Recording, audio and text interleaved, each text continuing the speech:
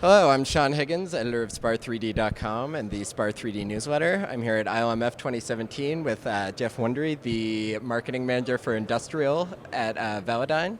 So I moderated a session yesterday that you presented in, and you explained all of the different applications that you cover with LiDAR. Do you want to maybe give us a quick overview of all those applications? Yeah, sure. So ILMF is kind of really focused on a lot of mapping applications from an aerial platform, so very from long distances. And I was just trying to present that there's other applications that are also involved with mapping as well. Probably the most noticeable is really autonomous automobiles, but there's also vehicles that are doing navigation and mapping inside of buildings, for example. So a lot of similar type things are happening there.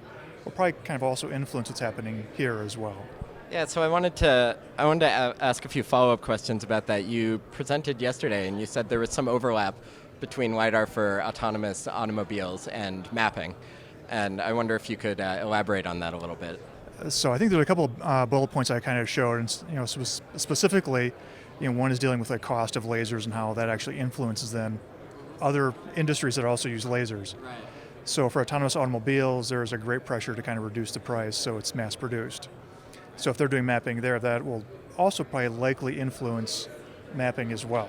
So this would be related to, say, like Velodyne's mega factory, right? Correct. Producing at scale to sell to automobile manufacturers brings the price down for everybody else. Correct, exactly.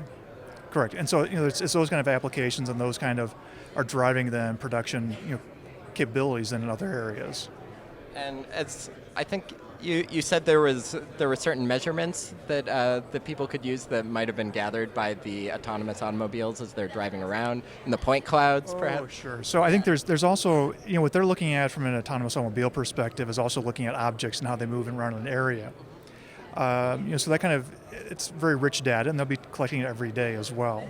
So the frequency as well of how that mapping occurs is also, I think, going to be influencing what happens from a mapping perspective as well, for an ILMF perspective. So as a big picture sort of question, what do you imagine that this sort of consistent, constant mapping with autonomous automobiles might enable us to do from a mapping perspective? Track change, to monitor certain sorts of things around urban environments? Yeah, I've gone to a couple other conferences where they've asked that question, and I think there's a lot of unknowns there. I think the general thing is everyone's very excited to see what happens from a mapping perspective.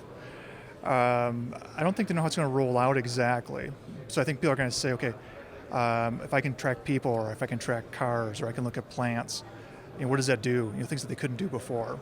So I think there's a general optimism for everyone, and these things I think will kind of go into different areas. Right. So what are the challenges? Would it be like the accuracy of the sensors? Or these sensors are built for autonomous automobiles, not mapping.